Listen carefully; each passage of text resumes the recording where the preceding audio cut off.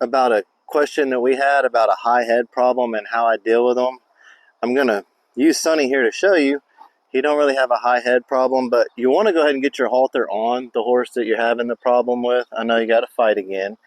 And when you start to do these exercises, you can just touch there, see how he lowers his head. Now, if your horse, when you go to touch there, he freaks out, you're going to come back here and you're going to start moving his feet around.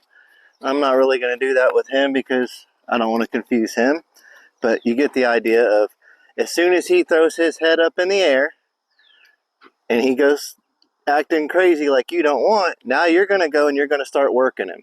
And you're going to do that all the way up until he drops his head like this and keeps his head down. Another thing you want to do is put his head down this way. When he puts his head down like that and holds it, if he doesn't and he rears back up, you're going to go back to moving his feet.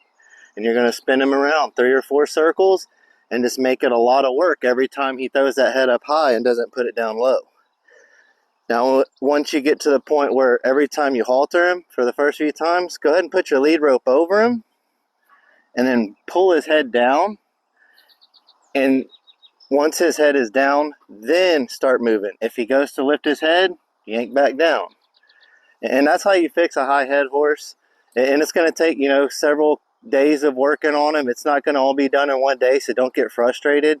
It's kind of usually 3 days in a row of consistency is what makes a new habit.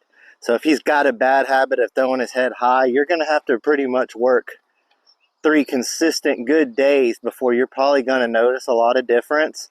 But once that horse realizes, hey, every time I raise my head, I get worked, he's going to eventually quit that.